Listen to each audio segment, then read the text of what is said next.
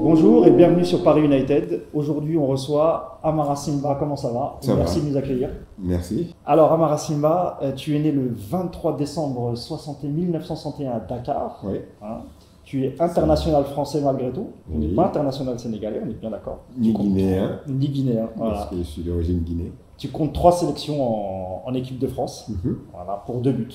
Oui. Tu débarques au Paris Saint-Germain en 1986 pour la saison 86-87 et ton entraîneur de l'époque c'est Gérard Houllier. Est-ce que tu peux nous dire un peu tes impressions lorsque tu es arrivé au club et comment tu es arrivé au Paris Saint-Germain? Waouh, c'était donc avant d'arriver au PSG, j'avais goûté 2 clubs amateurs ou même 3 parce que je viens de Plaisir. J'avais fait un peu de pigeon Plaisir pendant 6 mois.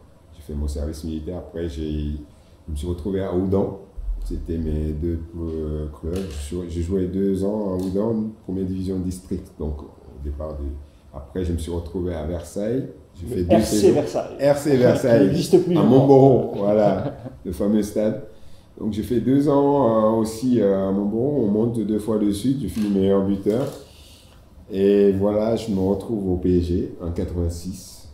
Bon, il faut le dire quand même, c'est grâce à Marc Collat qui avait joué à Saint-Cloud et qui avait arrêté un an avant et qui était avec les cadets nationaux, qui a parlé de moi à Gérard Houllier, parce qu'il ne savait pas si j'étais français, j'avais la nationalité. Et c'est comme ça que je me suis retrouvé au PSG. Effectivement, comme tu disais, ils venaient d'être champions et tout. Et il y avait le mondial aussi, donc il y avait au moins 5-6 joueurs qui étaient dans cette équipe-là. Bon, moi je sortais de Versailles, amateur, et donc je me retrouve à Paris. Tu arrives quand même dans une équipe où il y a pas mal de très très bons joueurs. Ouais. J'avais noté en vrac, il y avait William Ayash, Jules Bocandé, Joël Batz, Ali Lodzik, Rocheteau, Souzy, Tugui Reb, j'en passe et des meilleurs. Tu arrives quand même dans une sacrée équipe. Ouais, sacrée équipe. Déjà, il y avait 4 attaquants de haut niveau. Les 3 meilleurs buteurs du championnat, ils étaient ensemble. Moi, j'arrive à un club amateur où je suis attaquant. Donc, voilà. Et c'est vrai que quand j'arrive au PSG, déjà, c'était impressionnant parce que tu voyais les gens à la télé, toi, tu es amateur encore, tu vas jouer avec eux. Et c'est Gérard Houllier, le premier contact qu'on a eu, il m'a dit, bon, je te connais. Donc tu viens avec nous, on va tester pendant un an. Si tu as le niveau, tu restes avec nous, sinon tu retournes à Versailles. Il y avait quand même un petit deal entre toi et Gérard Houllier. Oui. C'était pas encore vraiment fait à 100%, tu étais une sorte de test pendant une saison. Ouais, c'était la dernière année où on pouvait être encore, tu vois, en formation. Quoi, en fait. Donc il m'a dit, bon tu vas jouer avec la réserve, mais je m'entraîne avec les pros. Et du coup, avant la fin de l'année, j'ai eu ma chance pour jouer avec l'équipe première, quoi. Et je me rappelle, mon premier match était contre Bordeaux. Mais il faut savoir que quand j'arrive au PSG en 86, j'avais 25 ans. D'accord. Ouais. Voilà, donc jusqu'à 25 ans, je n'étais pas encore... Tu étais encore un joueur amateur, on va dire. Voilà. C'est ça. Ouais. D'ailleurs, tu fais un seul match la première saison. Ouais. Voilà, donc tu as très très peu de temps de jeu. Et la seconde saison, par contre, là tu fais un peu plus de matchs, tu fais 16 matchs et tu marques 2 buts. Ouais, parce que la première année, c'est mon premier match, c'était contre Bordeaux, j'étais remplaçant, je rentre, je fais 2-3 phases et on me dit mais pourquoi il ne jouait pas avant? Donc là, ils m'ont donné ma chance, ils m'ont signé un contrat pour 3 ans. Puis la deuxième année, après là, j'ai un peu plus de temps de jeu et donc je m'affirme un peu de plus en plus, quoi. Quels sont tes rapports pendant ces 2 saisons avec le coach Gérard Houllier? Donc ils m'ont donné ma chance déjà pour démarrer, mais après il a eu un moment très très dur parce que les ténors qu'il avait, parce qu'à un moment donné, la deuxième année, on avait les 3 meilleurs attaquants de France. Tu avais Rocheteau, tu avais Jules Bocandé et tu avais Vaïd qui était aussi là. Sacré buteur à l'époque. Sans compter Zu et un attaquant de deuxième division aussi qui était venu nous rejoindre. Donc, mais ça ne fonctionnait pas trop bien à cette époque-là. Donc, il y avait vraiment une difficulté, quoi. Et après, je me rappelle que c'est Mombaas qui avait pris un peu la place de Gérard. Et là, il m'a donné ma chance, moi, pour...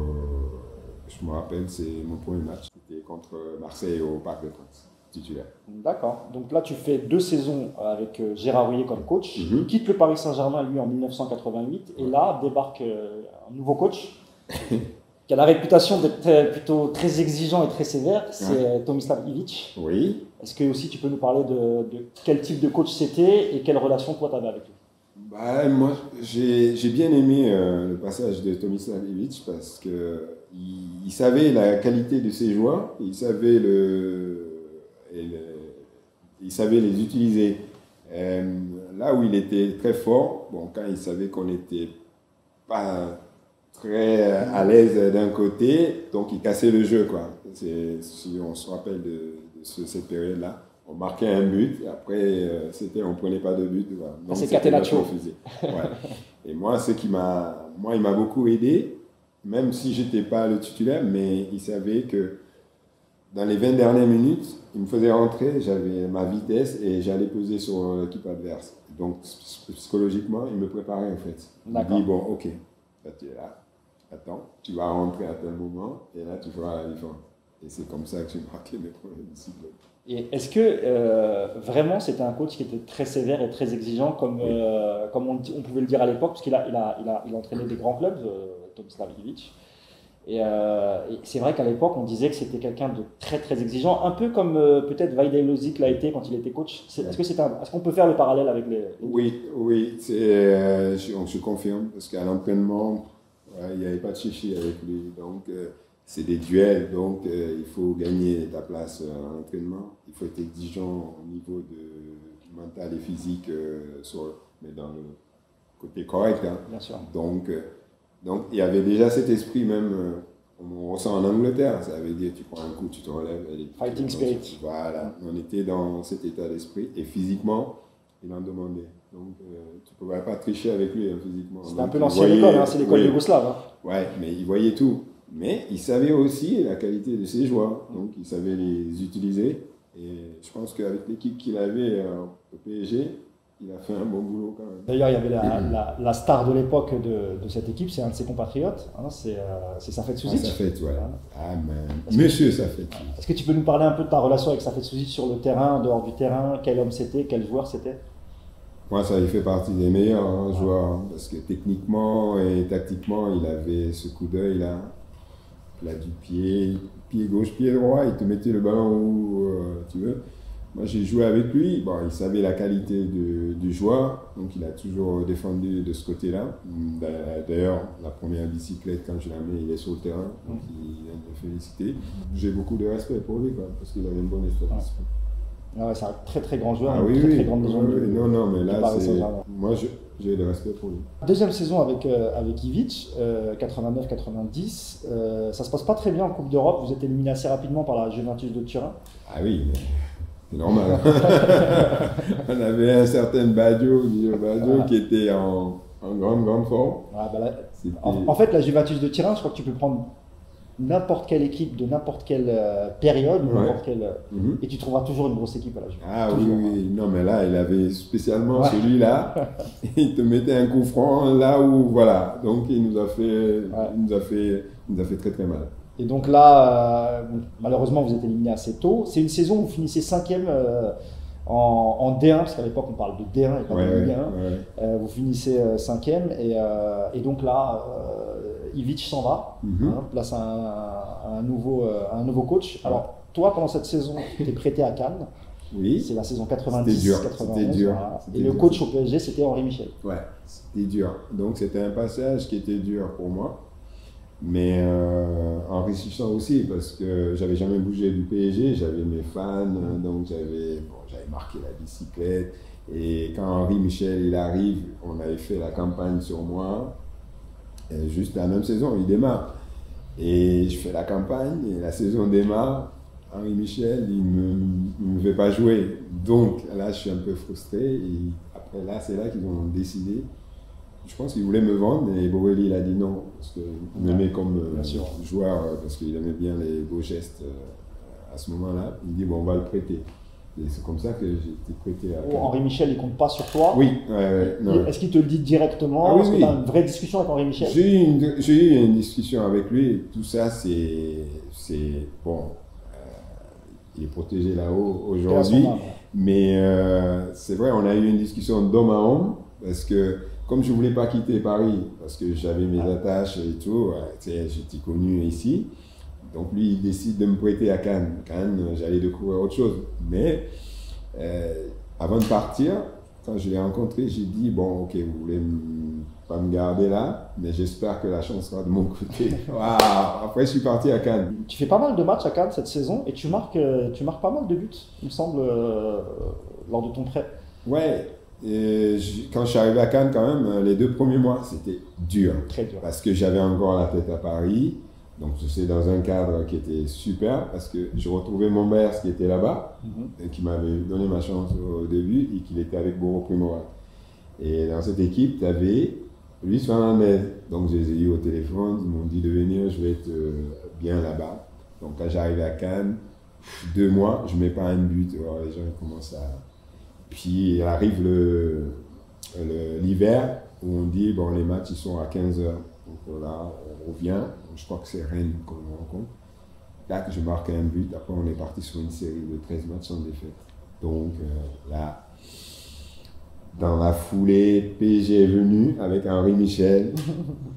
Et j'ai remis la même bicyclette sur le terrain. Donc tu mets une bicyclette face à ton ancienne équipe et face au coach qui n'a pas voulu de toi. Non, mais là, ce qui était super à ces moments-là, c'est qu'à l'époque, il y avait un journal But qui faisait un sondage entre quand tu rencontrais une équipe, il prenait deux opposés pour dire quels sont vos souhaits, quoi.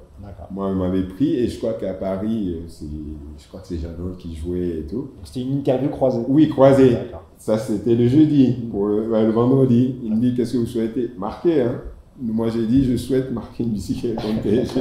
Ils sont arrivés, on leur a mis, j'ai mis la même bicyclette, quoi. Donc ça, c'était marrant. Ça, c'est un truc que je peux garder, quoi. Donc, du coup, Henri Michel, il a dû l'avoir un peu mauvaise. Là, c'était dur pour lui parce que Borelli, qui était fan et tout, et là, je pense qu'après, il a eu un problème. Donc, c'est comme ça qu'il est parti après. Ouais.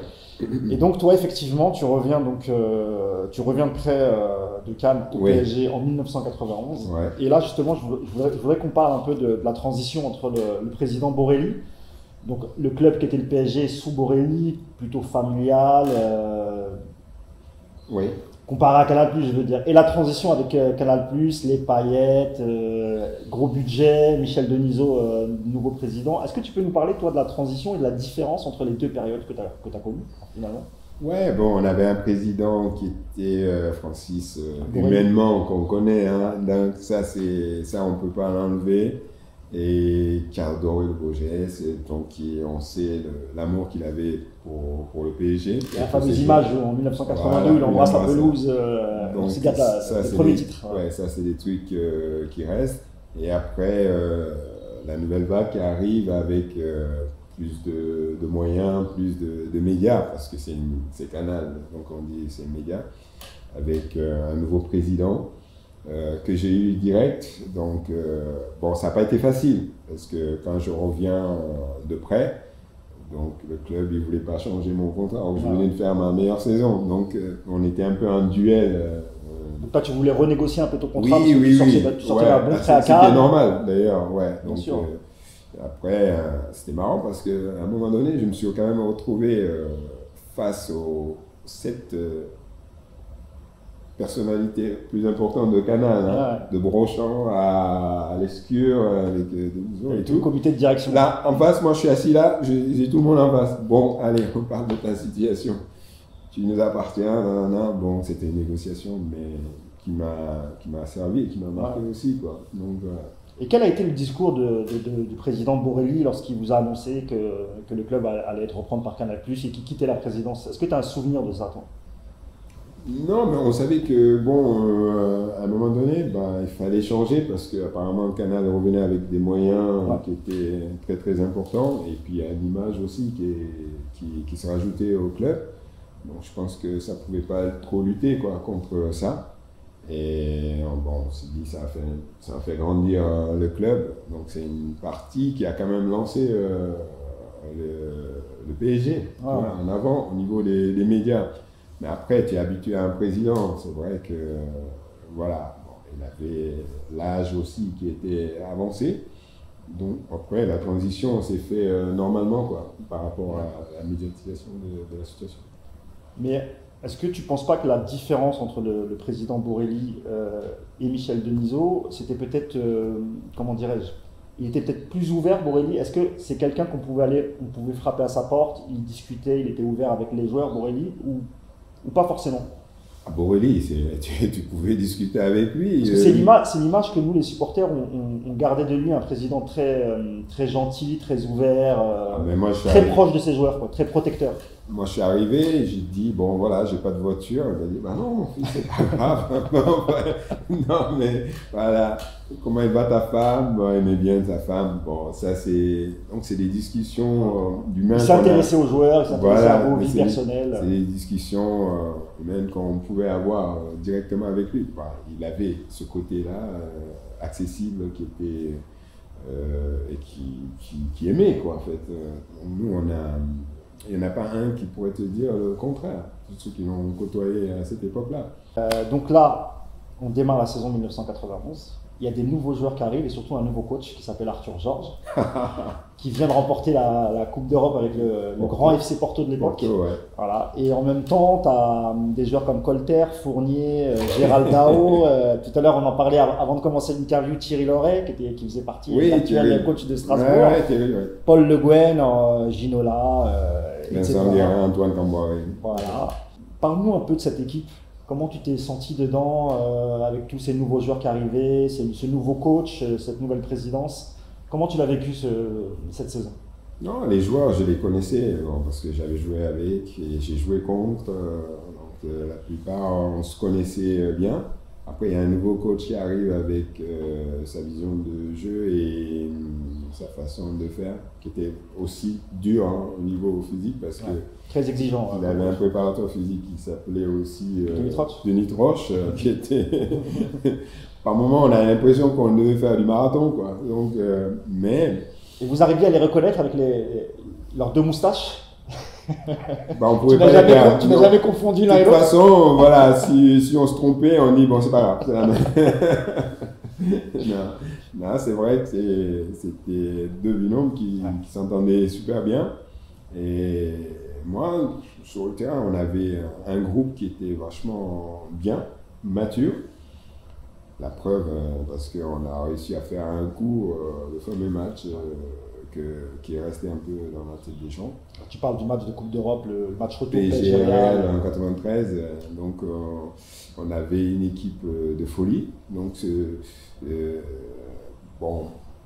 mes rapports avec Arthur Georges étaient un peu délicats parce que à un moment donné, moi j'étais le chouchou du PSG, mais il me mettait sur le banc. Donc après, on jonglait avec ça, Donc c'était ce côté-là qui était un peu délicat. Mais je suis le transformer, Parce que quand je rentrais, je pouvais faire la différence.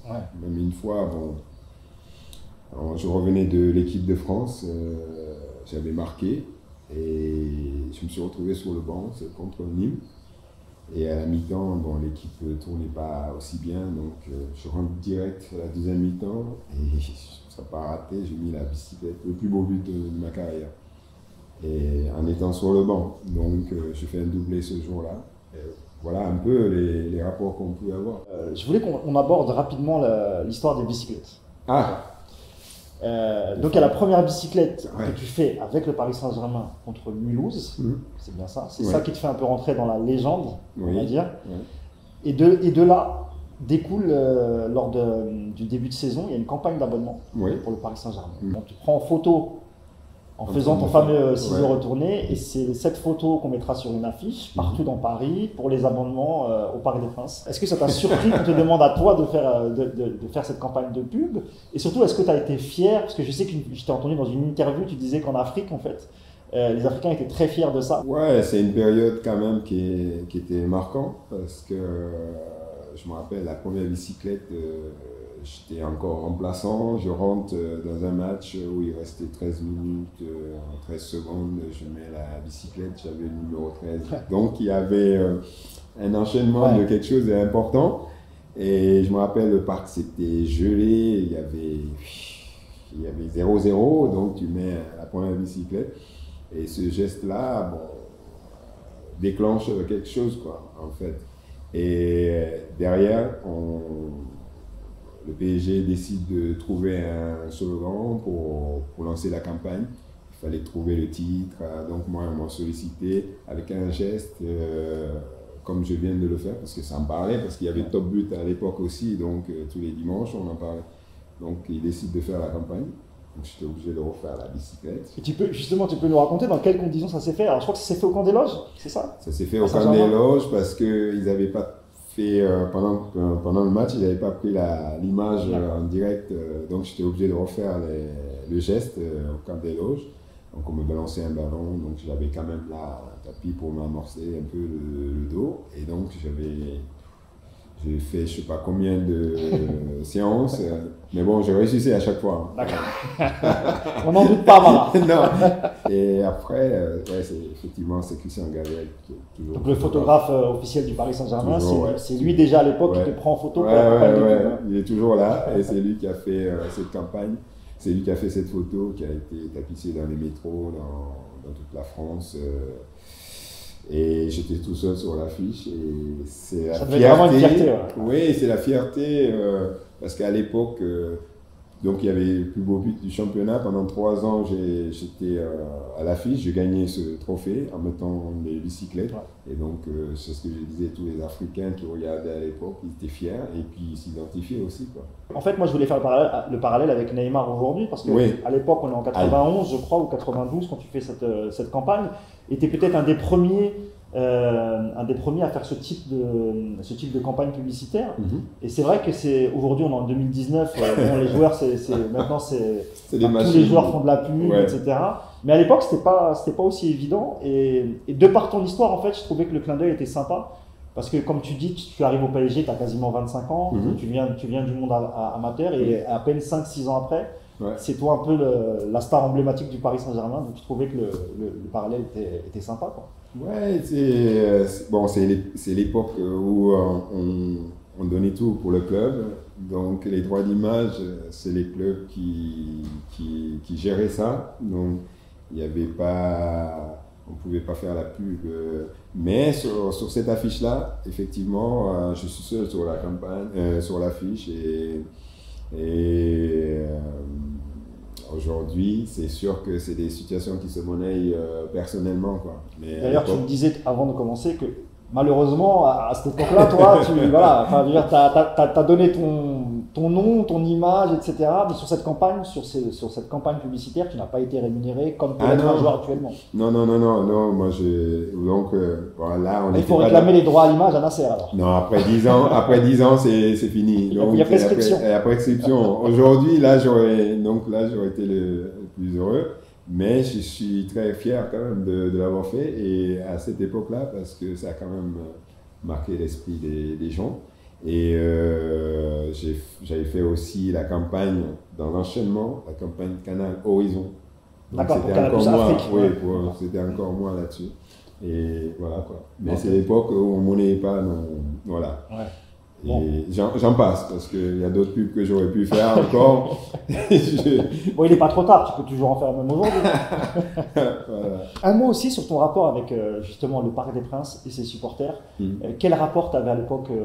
Tu disais tout à l'heure que tu étais un peu le chouchou du parc et je confirme, tu étais un des chouchous du parc. Quel était ton rapport vraiment avec les supporters quand tu les croisais à l'époque? Après les matchs, est-ce qu'on se prendait ton nom? comme on peut le faire aujourd'hui avec Mbappé, Neymar. C'est marrant parce qu'il y a des matchs qui m'ont marqué à un moment donné au Parc des Princes, comme j'étais souvent un peu remplaçant. Quand je me levais pour m'échauffer, bon déjà ça scandait parce qu'ils attendaient la bicyclette et tout.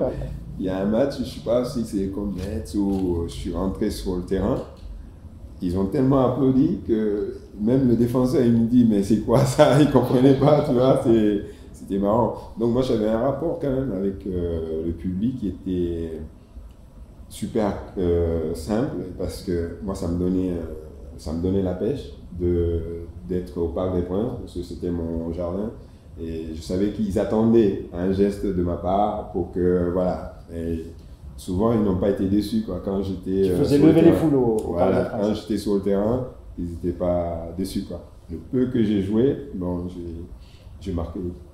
Donc avec les supporters. Avec les supporters, moi j'ai jamais eu de soucis au contraire. Bon. Et puis la dernière année où j'ai quitté le PSG, j'avais mis le plus beau but de ma saison. Donc en plus, quand on regarde bien mes bicyclettes, le premier c'était à Auteuil et le deuxième c'était à Boulogne. Ouais. Donc voilà, donc il n'y a pas de jaloux. Tu as laissé un beau cadeau au public du parc. Oui. Là c'est, voilà, j'ai dit une là, bon mais c'est bon, parce qu'il n'y en a pas sur les autres côtés, donc c'est vrai. D'accord. On va parler du match, le fameux match au Parc des Princes. Bon, il y a d'abord un match aller à Madrid, donc vous perdez 3-1. Ouais. Donc la situation est un peu difficile. À l'époque, le Real c'est pareil, c'est un peu comme la Juve quand on parlait, c'est quand même une grosse armada. Ouais. Et donc là, on peut parler d'une sorte de petite remontada. C'est un mot qui me sort par les oreilles, mais bon, c'est vraiment pour faire référence au match contre Barcelone. Attention, remontada. Donc là, pour le coup, c'est vous qui avez remonté le score. Ouais. Donc, est-ce que tu peux nous parler de cette fameuse soirée au Parc des Princes quand vous recevez le Real Madrid? Ouais, on avait perdu 3-1 là-bas. Et au match retour, moi je revenais quand même de blessure. Je n'avais pas joué au match aller parce qu'il fallait jouer un système en place là-bas. Et le match à retour, je suis titulaire aussi avec Georges Weah, David Gignola. Donc, il y avait quand même une attaque. Sacrée équipe. Une sacrée équipe. Derrière Lama, après on avait Antoine, Vincent, Paul Le Guen et. Ah, si, il y avait Paul? Non, c'est Valdo. Il y avait Valdo qui était au milieu. Et ce match-là, Georges Weah, et ce match-là, on s'est réunis la veille dans la chambre de Bernard et tout, pour se motiver, pour parler vraiment de ce qu'on pouvait, tout ce qu'on pouvait donner, quoi. Donc, toi, tu croyais, Amara? Tu croyais, tu sentais que vous pouviez le faire? Ah non, mais au parc, on disait qu'on n'allait pas perdre. Mais marquer les 4 buts, ça c'était délicat. Tu sentais que tu pouvais gagner le match. On pouvait faire un match nul, mais passer contrôler. Pas. Voilà, on pouvait dire tiens, on fait match nul, mais pour perdre, nous on avait enlevé ça de notre tête. En plus, quand on regarde quand même l'équipe qui était sur le terrain, on était tous dans la maturité pour ne pas. Et au parc, on pouvait pas perdre ce match-là parce que la veille, on l'a tellement bien préparé. Parce qu'on s'est réunis et on en a parlé, on a dit bon, il faut tout donner. Donc on est parti sur ces principes-là. Puis après, la chance a été de notre côté parce qu'on n'a pas lâché jusqu'au bout. Mais ce match-là, c'est vraiment... il y a eu beaucoup de facteurs de chance quand même de notre côté parce que le match retour, Antoine n'aurait pas pu y jouer par exemple parce que Alain Roche était suspendu. Et voilà. Et c'est Antoine qui a joué. Et c'est Antoine qui fait la différence. Waouh! Qui qualifie le Paris Saint-Germain. Et c'est pas la première fois parce que le match d'avant aussi, on était en Belgique, c'est lui qui a mis la tête quand on gagne là-bas aussi. Ce jour-là, il avait une ambiance extraordinaire au Parc des Princes. Ah non, mais là, on n'a même pas besoin Nous, sur le terrain, bon, on le ressentait. Et ce qui est bien aussi, ils ont eu le retour. Ça veut dire, au moment où Antoine met ce but-là, là, ça donnait toutes les réponses. Le parc il explose à ce moment-là. Ah mais non, là là t'entends plus rien, tu vois plus rien. Ça veut dire il met le but, un gars c'est fini. Waouh. Donc soirée exceptionnelle. Là c'était. Est-ce qu'en termes de Coupe d'Europe, parce que tu l'as aussi faite avec l'AS Monaco, tu as joué cette compétition. Ouais, j'ai joué. Est-ce que pour toi c'est le meilleur souvenir d'un match en Coupe d'Europe que tu as fait? Ah oui. Tout club confondu. Tout club confondu. Et bon, je pense que même sur les joueurs qui ont joué ce match-là, que ce soit Antoine ou Je pense que ce match-là est resté. En fait, je pense que tous les joueurs qui étaient sur le terrain, Oui. ça vous fait un truc en commun, Ah en oui. fait, un truc que vous oublierez. Non, celui-là, vous oublierez jamais. tu peux gagner 1-0 ou 2-0, mais celui-là, la façon dont ça a été monté. Le scénario du match aller, match retour. C'est 4, quoi. C'est dernière seconde, c'est. Voilà, tu s'y attends pas. Est-ce que toi, tu te rappelles un peu des médias après le match aller, quand vous perdez 3-1, la réaction des médias, ce qu'ils y croyaient parce qu'aujourd'hui, c'est un peu comme aujourd'hui, vous voyez, Paris, par exemple, quand il perd un match à l'aller, ou même quand il gagne le minimum, les médias aujourd'hui, même face à Manchester, avant le match, les médias, Manchester a fait 8-9 victoires d'affilée, Oui. Paris a 2 blessés, etc. Est-ce que c'était déjà comme ça à l'époque pour le Paris Saint-Germain? Ah, c'est difficile de dire, ouais, mais non, Real Madrid, ils vont pas se qualifier. Parce qu'on a pris 3-1 là-bas et on connaissait l'équipe qui était en place. Les enjeux, eux, ils avaient l'habitude de nous démarrer, en fait. Donc, par rapport à. Quoi qu'il arrive, le PSG était outsider. Ouais, bah oui, tu avais les Butragueño, tu avais Michel, enfin bon. Tu avais une armée devant toi, quoi, qui ont l'habitude de cette compétition. Expérience. Et tu arrives là-bas, tu prends 3-1. Tu te dis, waouh, à domicile, et minimum, ils vont t'en mettre 1 ou 2 encore, quoi. Donc, on est dans ce mode de réflexion. Mais après, dire qu'on allait mettre 4, il n'y a personne qui pouvait parier ça. Donc, ça, c'est. Même nous, on ne pouvait pas. Mais on pouvait dire, on peut gagner le match, peut-être 1-0 ou 2. En tout cas, ne pas le perdre comme tu l'as dit. Ne pas le perdre, ouais, voilà. N'avoir aucun regret. Ne pas avoir aucun regret. Donc, on était dans cette pratique. Donc, je pense que tout le monde a été surpris, et y compris tous ceux qui étaient dans le stade, à mon avis, ça reste un événement spécial. On ne peut pas le décrire, quoi. Donc, ceux qui étaient là, donc, ils peuvent en parler, mais on ne peut pas le vivre. Je voulais ton sentiment avant la fin de l'interview et aussi je voulais savoir ce que tu pensais un peu du PSG actuel. Je sais que parfois tu es au Parc des Princes, Je suis invité là-bas, voilà, dans notre petite maison. Exactement. Et je voulais savoir, toi, ton regard sur le PSG depuis que le Paris Saint-Germain a été repris par QSI, donc les Qataris. Quel regard toi tu portes sur ce nouveau PSG? Bah, ça les a fait grandir au niveau média. Déjà, ça on peut pas le nier, et ça attire les meilleurs joueurs. Donc ça peut apprendre les meilleurs joueurs aujourd'hui du monde. Donc ça, c'est une avance qui est capitale pour le football. Et quand PSG se déplace, maintenant, ça fait peur. Ça, c'est des avantages. Et quand PSG joue, ça attire tout ce qui se comporte, ça veut dire retransmission et tout ça. Et ils sont en train de le démontrer. Donc ça fait 4 ans, bon, on frôle. On ne parle plus du championnat ou Coupe de France. On parle de Ligue des Champions. Bon, moi, quand je parle du PSG aujourd'hui, là-bas, pour moi, c'est Ligue des Champions. À quel niveau il se trouve. C'est le curseur, quoi, en fait. Voilà, à quel niveau il se trouve par rapport à la Ligue des Champions. Donc, ils ont une équipe qui peut aller au bout. Mais il faut que les joueurs ils se mettent dans des conditions comme ils l'ont fait contre Manchester. Tout le monde pense qu'ils sont diminués. Même diminués, ils ont ce plus-là. Donc, pour moi, la progression du PSG, et l'argent, ils l'ont. Ils ont bâti, bâti une équipe, mais c'est même pas une équipe, c'est 3 équipes en fait qu'ils ont au Paris Saint-Germain. Donc tout ça, tu as les 3 meilleurs attaquants réunis sur le terrain au monde au niveau de qualité. Ça fait beaucoup. Bon, j'en passe. Tu commences à trouver des milieux de terrain, tu commences à trouver des défenseurs. Donc Paris, dans sa progression, moi je la situe qu'au niveau bon, l'organisation est là, mais pour atteindre ce standing. Toi, le vrai curseur, c'est vraiment la Ligue des Champions. La Ligue des Champions, puisque le championnat, même avec la 3e équipe, ils ne sont pas inquiets, quoi. Donc c'est un mini-exploit du Paris Saint-Germain, je dis bien mini, mais les joueurs ont prouvé que malgré quand même les 2 absents, ils pouvaient faire le job. Non, comme tu disais, parce que Manchester, il ne faut pas oublier que là, quand il y avait Mourinho, ils étaient en difficulté. Le changement de Mourinho a fait que là, ils ont repris un souffle, donc ils ont gagné des matchs, ils sont remontés.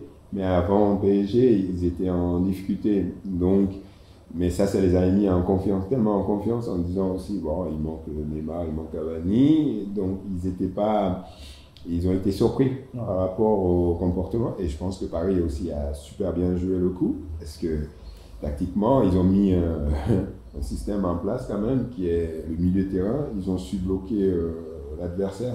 Pogba était vachement... Ah bah Marquinhos, il a marquage à la culotte. À ce moment-là, et donc le jeu court, le jeu long qu'il pouvait apporter, on ne l'a pas vu. Et surtout, Paris a bien joué les coups aussi. Bon, tu anticipes, il y a un défenseur qui sort nulle part et qui va marquer un but à ce moment-là. Et puis, comment s'appelle notre jeune talentueux Mbappé. de 20 ans qui a su mettre sa vitesse en exécution. Et puis voilà, ça fait la différence. Dernière question, Amara, toi qui es un attaquant légendaire du Paris Saint-Germain, du coup toi, tu es plutôt quel profil alors? Je parle vraiment d'attaquant, plutôt Mbappé ou plutôt Cavani? Ou un mix des deux? Ouais, mais moi j'étais un peu... parce que j'avais la vitesse quand même, hein. Ouais. J'avais la vitesse dans mon jeu et bon, dans la surface, j'étais pas maladroit non plus. Comme Cavani. Voilà, donc je prendrais un peu les deux. D'accord. Et puis le plus c'est que j'avais pas peur. Je tentais ce que je pouvais dans la surface. Surtout des bicyclettes. Voilà, non, j'avais pas peur. Je te remercie beaucoup Amara Simba pour cet entretien. Merci beaucoup de nous avoir accueillis. Qu'est-ce qu'on peut te souhaiter à l'avenir, Amara? D'être en bonne santé et puis que vous continuez votre interview dans la bonne humeur comme vous le faites à chaque fois. C'est moi qui vous remercie. C'est très gentil à toi, Amara. Voilà. Et donc à bientôt sur Paris United pour une nouvelle interview. Au revoir. Au revoir.